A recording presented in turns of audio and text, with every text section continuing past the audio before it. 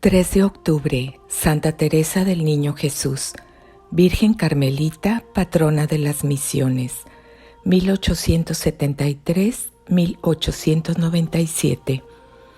Bien conocida es la vida de este ángel de candor, llamada la Florecita del Carmelo. Ella misma la escribió por orden expresa de su superiora, la Madre Inés de Jesús, en 1895 y 1896, y fue publicada con el título de Historia de un alma, el año 1898. Completada luego por los informes que facilitó la familia y los que se tomaron del proceso de canonización, constituye el principal documento de la vida de la santa. Su padre, Luis Martín, nació en Burdeos el año 1823 y a los 20 años solicitó el ingreso en los canónigos regulares de San Agustín del Monte San Bernardo de Suiza. No pudo admitirle el prior por no haber cursado el joven los estudios de latinidad y así, de regreso a Alencón, prosiguió el aprendizaje de relojero que había empezado. La madre, Celia Guerín, maestra de punto de Alencón, también trató en su día de ingresar en la congregación de Hijas de la Caridad, pero la superiora del hospital de Alencón le declaró que su vocación era vivir como buena cristiana en el siglo.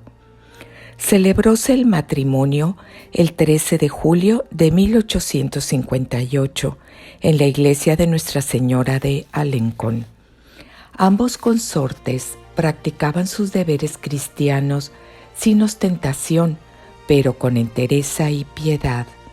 La señora Martín no tuvo vocación para esposa de Cristo como su hermana mayor que ingresó en las Salesas, y pues llamóla el Señor a vivir en el siglo, pidióle ella desde el comienzo numerosa prole y la gracia de poder consagrar todos sus hijos al divino servicio. Su demanda fue oída, pues en pocos años alegraban el hogar 9 hijos, 4 de los cuales no tardaron en ir a juntarse con los coros angélicos. Los 5 restantes se consagraron a Dios en la vida religiosa. Cada hijo era, al nacer, consagrado a María y recibía en el bautismo el nombre de la Reina del Cielo. Cuando la 4ª hijita, María Elena, aún de corta edad, hubo muerto, los padres pidieron al Señor un misionero. 2 infantitos vinieron sucesivamente a ocupar un puesto en la familia, pero, al igual que la niñita que le siguió, no hicieron más que aparecer y volar al cielo. El misionero tan deseado iba a ser el 9º y último vástago de la familia. Infancia de Teresa, muerte de su madre. Ese 9º vástago fue una niña que nació el 2 de enero de 1873 en Alencón y fue bautizada 2 días después en la iglesia de Nuestra Señora.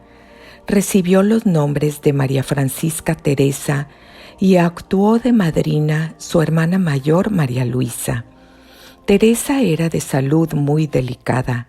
Para sacarla adelante, su madre, agotada ya, hubo de confiarla a una nodriza, campesina robusta y muy experimentada.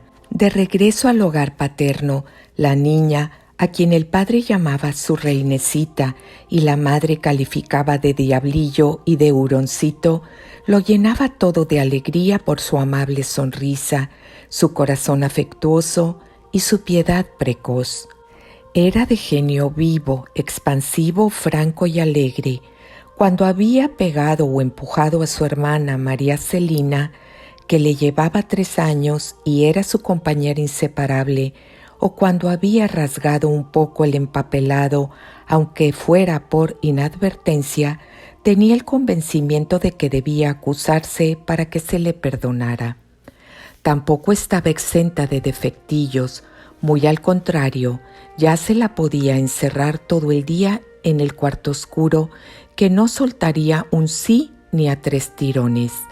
A veces se portaba como una niña antojadiza y caprichosilla, pero no tardaba en apenarse de veras por su desabrimiento y palabras irrespetuosas, y corría a pedir perdón.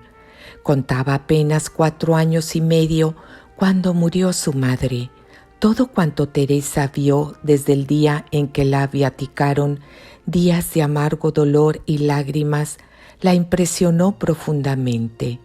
Escuchaba en silencio lo que se decía en torno suyo, aunque sin comprenderlo bien, y se daba cuenta de la inmensa desventura que alcanzaba a la familia. Esta dolorosísima muerte trocó por completo el carácter de Teresita. Ella, tan decidora y tan alegre hasta entonces, volvióse tímida, retraída y sensible en extremo. Sin embargo, los años que transcurren desde 1877 a fines de 1886 son para la niña un paréntesis en el penar, una época no interrumpida de tiernas efusiones en la familia y de goces purísimos al recibir la primera comunión. En Buissonets interna con las benedictinas. No tardó el señor Martín en darse cuenta de la necesidad de procurar a sus huerfanitas una segunda madre, y pensó en su hermana. Liquidó, pues, su comercio, vendió la casa y se impuso el sacrificio de alejarse de la compañía de sus amados difuntos, yendo a vivir al pueblo de Buissonnet, en el término de Lisieux, al lado de su cuñado, el señor Guérin, farmacéutico de la localidad. En el aposento riente de flores, tan del agrado de Teresa y rodeada de cariño, recobró ésta su temple jovial y vivaracho. Paulina, por su parte, hacía las veces de madre para con ella, enseñábala a leer, explicábale la doctrina y las festividades de la iglesia. Seguía, en fin, formándola en la piedad y en el cumplimiento del deber y del sacrificio. La niña correspondía admirablemente a tantos desvelos, esforzándose en agradar a Jesús en todas sus obras. Por la noche, antes de retirarse a descansar, examinaba ya su conciencia para ver si el Señor tenía motivo de estar satisfecho de ella, sin lo cual no hubiera descansado tranquila. Habíase confesado por primera vez a los 6 años.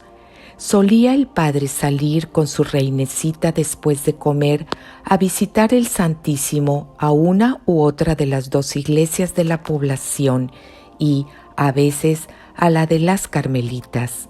En las procesiones del Corpus estaba en su elemento la niña Teresa cuando derramaba flores al paso del Santísimo. Arrojábalas muy alto y nunca disfrutaba más que cuando veía que los pétalos alcanzaban la custodia. En octubre de 1881, el señor Martín inscribió a su hijita como pensionista en el monasterio de benedictinas de Lisieux. Teresa, que sustituía en el colegio a Leonia, encontróse allí con Celina y su prima María Guérin. Con esta última, futura carmelita como ella, es con quien más gustaba imitar la vida penitente y silenciosa de los anacoretas. Los años de internado fueron una prueba muy ruda para esta alma tímida, sensible, plácida y escrupulosa cumplidora de sus obligaciones de colegiala. Un año después, en octubre de 1882, Paulina ingresaba en el Carmelo de Lisieux con el nombre de Inés de Jesús. Esta separación fue para Teresa motivo de vivo pesar. La vida se le presentó con toda su cruda realidad, sembrada de penalidades y continuas separaciones. Para consolarla, su hermana mayor le había explicado en qué consistía la vida de la carmelita, a saber, orar, inmolarse, vivir íntimamente con Jesús. Prendada de lo que había oído, aquella niña de 9 años conservó en su mente la impresión de que el Carmelo venía a ser algo así como la soledad donde ella debía refugiarse para vivir con Dios. Animada de tan bellos sentimientos, comunicó su vivo anhelo a Paulina y luego a la madre priora, quien la consideró demasiado joven todavía. Primera comunión. El ingreso en religión de la segunda hija del señor Martín fue para su reinecita causa de grave enfermedad misteriosa a la cual, por divina licencia, no era ajeno el tentador. Acometiéronle dolores continuos de cabeza que, unidos a su extremada sensibilidad, la inutilizaba por completo. No obstante, prosiguió los estudios con toda aplicación. Al año siguiente, por Pascua, empeoró y fue presa de violentas crisis hasta el punto de que se temió por su vida. En tal estado decía cosas ajenas a su modo de pensar y hacía otras cosas como forzada por superior impulso. Quedábase desvanecida horas enteras y parecía estar delirando de continuo. Visiones terroríficas le arrancaban espantosos gritos. A veces no conocía a su hermana María, que la cuidaba, ni a los demás parientes. El padre, inconmovible como una roca en su fe, mandó celebrar una novena de misas en Nuestra Señora de las Victorias de París. Durante de la novena y en un momento de crisis en extremo violenta y fatigosa, las 3 hermanas de la enfermita cayeron de hinojos ante una imagen de la Reina del Cielo que adornaba la sala. Mientras oraban, vio Teresa cómo la estatua, o, por mejor decir, la soberana de los ángeles en persona, le sonreía, se adelantaba radiante hacia ella y la miraba con indecible amor. Ante espectáculo tan maravilloso, prorrumpió en llanto consolador y logró, al fin, distinguir a sus hermanas. La Virgen Santísima acababa de curarla. Pasados breves días de discretas alegrías y distracciones convenientes para ayudar al total restablecimiento y mejor dispuesta que nunca a reanudar su vida de intimidad con Jesús, prosiguió Teresa los estudios, aplicándose con todo esmero, bajo la dirección atenta y delicada de su hermana María, a disponer su alma para la primera comunión. Con tal objeto, la tierna adolescente procuraba que su corazón fuera un vergel adornado con actos de amor y de sacrificio. Oculta a veces, tras las cortinas, pensaba en Dios, en la brevedad de la vida y en la eternidad que no ha de tener fin. Bien se adivina el fervor y el cuidado escrupuloso con que haría los ejercicios preparatorios a la primera comunión. Llegó por fin el 8 de mayo de 1884, en que le cupo la dicha de participar en el divino banquete. Ella misma nos cuenta lo que fue en ese gran día el primer ósculo que Jesús imprimió en su alma. Una verdadera fusión en que Teresa desapareció cual gota de agua en el océano, quedando solo Jesús como dueño y rey de su corazón. No le exigió sacrificio alguno, pero Teresa se entregó nuevamente a él para siempre. Por la tarde de ese día feliz, llevóla su padre al Carmelo para ver a Paulina, que aquella mañana misma se había consagrado como esposa a Jesucristo. Teresa la contempló embelesada, envuelta en níveo velo como el suyo y ceñida la cabeza por una corona de rosas. Con ansia verdaderamente inenarrable esperaba ella poder vivir a su lado. Un mes después recibió la confirmación, muy necesaria le era tal gracia, pues las pruebas de todo género no habían de abandonarla por espacio de varios años en forma, sobre todo, de molestos escrúpulos. Mucho la afectó también la entrada en el Carmelo de María, su hermana mayor. octubre de 1886. En tan dolorosa separación no le faltó la asistencia del Señor, el cual le mostró al propio tiempo que solo a Él hay que aficionarse. Recibida la confirmación, solicitó el ingreso en las Hijas de María. Por Navidad de 1886, obróse en Teresa un cambio sensible. Recobró la fortaleza de alma que perdiera con ocasión de la muerte de su madre y triunfó decididamente de sí misma, con lo cual emprendió a pasos agigantados el camino de la perfección. Ingresa en el Carmelo de Lisieux. Apenas cumplidos los 14 años, Teresa comunicó a Celina el propósito irrevocable de ingresar en el Carmelo en las Navidades de 1887, día del primer aniversario de su conversión. El día de Pentecostés comunicó tales proyectos a su padre. Este acogió la noticia con lágrimas de alegría y de dolor a la vez. Sin embargo, vencido por las razones de la niña, dióle al fin su consentimiento. Su tío materno y tutor a la vez, si bien se opuso en un principio a las pretensiones santas de su sobrina, tocado de la gracia, consintió también en ceder al Señor aquella flor privilegiada. La priora del Carmelo, Madre María Gonzaga, no opuso reparo a la admisión de la postulante, pero el superior eclesiástico de la comunidad no autorizaba el ingreso hasta los 21 años. Ante semejante contrariedad, no se dio por vencida la niña y, acompañada de su padre, fuese el 31 de octubre a pedir audiencia al obispo de Bayeux y de Lisieux.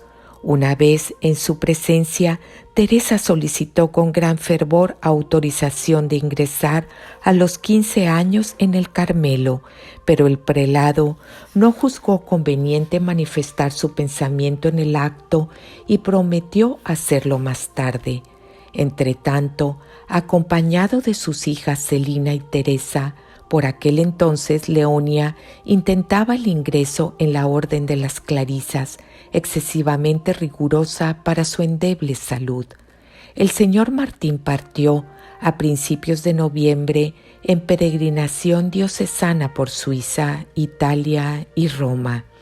En la audiencia pontificia del 20 de noviembre, arrodillada la Santa Niña a los pies del Papa León XIII, le dijo: «Santísimo Padre, en honor de vuestro jubileo, permitidme ingresar en el Carmelo a los 15 años. Hija mía, haz lo que dispongan los superiores, que, si Dios quiere, ya ingresarás», fue la contestación del sumo pontífice. Ante evasivas como estas, Teresa se entristecía mucho, pero no perdía la calma y, sumisa y confiada, se remitía a la divina providencia.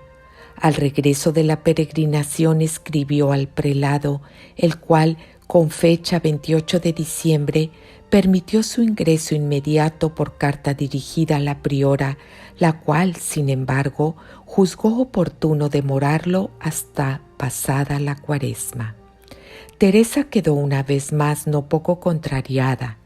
Por fin, el 9 de abril de 1888, día en que se celebraba la fiesta trasladada de la Anunciación, el señor Martín acompañó a su reinecita, la nueva sierva del Señor, a la capilla del Carmelo. Toda la familia comulgó, incluso Leonia, que circunstancialmente se hallaba en casa. Terminada la misa, la postulante fuese presurosa a llamar a la puerta del monasterio y abandonó definitivamente el mundo para vivir en adelante consagrada al amor de Jesús. En el jardín del Carmelo, Teresa hallábase al fin en la morada tan apetecida. La vida religiosa resultó ser tal como ella se la había figurado, con más espinas que rosas. La sequedad de alma fue por mucho tiempo su pan cotidiano, pero la certeza que se le dio de no haber cometido jamás pecado mortal le tornó de nuevo a la paz. La madre priora, que formaba a la postulante en la humildad y desapego de las cosas terrenas, mostrábase a veces indiferente, otras severa y pródiga en reproches. Teresa había venido al convento para salvar almas y, en particular, para rogar por los sacerdotes, y comprendió que Jesús no le otorgaría almas sino por la cruz. Buscaba en la Sagrada Escritura y en el Evangelio cuanto su alma necesitaba, y allí encontró el caminito lleno del propio abandono. La toma de hábito a la que asistió su padre tuvo lugar el 10 de enero de 1889 y la presidió el prelado. Jesús otorgó a su desposada la alfombra de nieve que tanto había deseado para ese día. Para colmo de ventura, impusiéronle el nombre que en lo secreto de su corazón había elegido, Teresa del Niño Jesús, al cual le fue dado añadir y de la Santa Faz. Quedaba inaugurado el noviciado. No hablemos de las mortificaciones voluntarias de los sentidos, de las maceraciones y disciplinas, ni mencionemos las luchas que sostenía en su corazón, incluso evitando hasta el fin de su vida, cuanto le era posible, la compañía prolongada de sus hermanas. Lo más terrible para ella fueron las arideces interiores y tribulaciones frecuentes, para las cuales no hallaba consuelo alguno. Diríase que Jesús dormía. Con todo, Teresa estaba satisfecha e iba disponiendo su alma con el mayor cuidado para el día de sus místicos esponsales. Una vez más le aguardaba nuevo contratiempo. La poca edad retrasó sus legítimos y vehementes deseos hasta el 8 de septiembre de 1890, fiesta de la Natividad de Nuestra Señora. En la víspera movióle el demonio terrible tentación de desaliento, pero la venció con un acto de humildad. Jesucristo, que no se deja vencer en generosidad, inundó con torrentes de paz el alma de la desposada. En la ceremonia simbólica de la toma del velo, que se celebró el 24 de septiembre siguiente, la ausencia del señor Martín hizo derramar lágrimas de profundo dolor a su hija. Había abandonado este valle de lágrimas el 29 de julio de 1891. La larga enfermedad que padeció sirvióle, a no dudarlo, de purgatorio conforme al deseo de Teresa. Así las cosas, Celina pudo ingresar el 14 de septiembre siguiente en el Carmelo de Lisieux, con el nombre de Sor Genoveva de la Santa Faz. Por su parte, Leonia había de tomar también el velo en la Visitación con el nombre de Francisca Teresa. Entretanto, Teresa del Niño Jesús, tras haber desempeñado varios oficios, fue elegida, con gran sorpresa de su parte, para el cargo delicado de auxiliar de la maestra de novicias. De hecho, toda la responsabilidad recaía sobre ella. Su enseñanza a las novicias puede compendiarse en estas dos cosas: olvido de sí mismas y caridad, temas que resumen todas sus lecciones. Última enfermedad y muerte de la santa. En la noche del jueves al Viernes Santo, 2-3 de abril 1896, Teresa arrojó sangre por 2 veces. Con ello quería darle a entender el Señor que su entrada en la vida eterna estaba cercana. De allí en adelante notóse que las fuerzas empezaban a faltarle, y tanto más cuanto la heroica religiosa se empeñaba en seguir hasta completo agotamiento los ejercicios de comunidad, pues todavía no sospechaba la gravedad de su estado.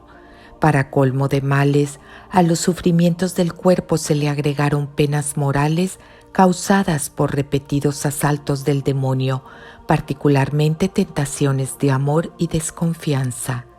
La enferma lo sufría todo resignada. Estaba satisfecha de padecer por su Jesús, de inmolarse por las almas, por los sacerdotes y, aún más, si cabe, por los misioneros. También ella solicitó un día partir para el extremo oriente al remoto Carmelo de Hanoi. Hacia la primavera de 1897, los síntomas del mal fueron cada vez más alarmantes.